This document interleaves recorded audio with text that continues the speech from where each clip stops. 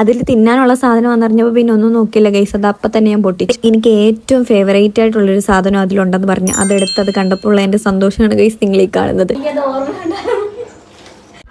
അയ്യോ എന്താ ഒരു സന്തോഷം, വേറെ ഒന്നുമില്ല ഗൈസ്. ഇത് ഞാൻ കുടിച്ചിട്ട് 1 വർഷമാണ്. നമ്മളത് കൊണ്ട് തന്നപ്പോഴേ ഞാൻ ഓർക്കുന്നത്. സത്യം ഉണ്ടല്ലോ, ഞാൻ ഈ മിൽക്ക് ഷേക്ക് സ്ഥിരം മേടിക്കരുത്. എൻ്റെ ഫേവറേറ്റ് ഫ്ലേവർ ആണിത്, ഈ ചോക്ലേറ്റിന്റെ. പിന്നെ അതേപോലെ ഇതിലിങ്ങനെ കുറെ ചോക്ലേറ്റ് ഫ്ലേവറിലെ കുറെ കേക്ക് ഡയറി മിൽക്ക് ഒക്കെ ഉണ്ടായിരുന്നു ഗൈസ്. എനിക്ക് ചോക്ലേറ്റ് ഫ്ലേവർ ഒരുപാട് ഇഷ്ടമാണ്. അതൊക്കെയെന്ന് പറഞ്ഞാൽ ആ കാവിൻസ് മിൽക്ക് ഷേക്ക് എൻ്റെ കിട്ടിയപ്പോൾ സന്തോഷമില്ല. അതൊക്കെ അറിയായിരുന്നു എനിക്ക് നേരത്തെ തൊട്ട് ഇഷ്ടമുള്ള സംഭവമാണെന്നുള്ളത്.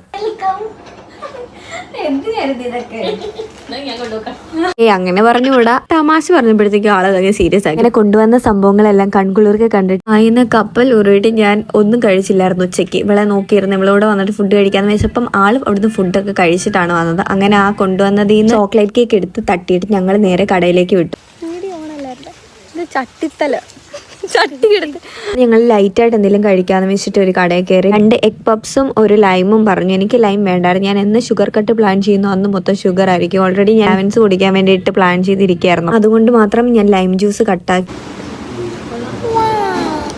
ബാക്കി ഇങ്ങനെ വെച്ചിരിക്കുന്നതെന്ന് ചോദിച്ചപ്പോൾ ആൾ പറയാം പപ്സിൽ മസാല തീർന്നു. അങ്ങനെ മസാല തീർന്ന പേരിൽ ബാക്കി വെക്കുന്ന ആളെ ഞാൻ ആദ്യമായിട്ടാണ് ഗൈസ് കാണുന്നത്. അങ്ങനെ അവിടെ നിന്ന് നേരെ വീട്ടിലേക്ക് വന്നപ്പോൾ അമ്മ ചായയൊക്കെ ഇട്ട് സെറ്റാക്കി വെച്ചിട്ടുണ്ടായിരുന്നു. അങ്ങനെ അവിടെ നിന്ന് കുറെ കോക്കറിയൊക്കെ കാണിച്ച് വീഡിയോ എടുത്തു. അങ്ങനെ ഞങ്ങളെടുത്ത ഫോട്ടോയൊക്കെ സ്റ്റോറിയൊക്കെ ഇട്ട് ഓരോ കാര്യമൊക്കെ പറഞ്ഞുകൊണ്ടിരിക്കുന്നതിൻ്റെ ഇടയ്ക്ക് ഒരു തമാശ പറഞ്ഞ് 1 മണിക്കൂർ കഴിഞ്ഞതിന് ശേഷം പിന്നെ അത് ആലോചിച്ച് ചിരിക്കുക എന്നുള്ളത് നിങ്ങൾ കേട്ടിട്ടല്ലോ. ഇത് എന്നിപ്പോൾ കണ്ടു 1 മണിക്കൂർ 2 മണിക്കൂറും 3 മണിക്കൂറും കഴിഞ്ഞിട്ട് ആൾക്ക് ചിരി അടക്കാൻ പറ്റുന്നില്ല. ആ ചിരി ഇപ്പോഴെങ്ങും കഴിയത്തില്ല എന്ന് മനസ്സിലാക്കി ഞാൻ കാവിൻസ് എടുത്ത് കുടിച്ച് ഗൈസ്.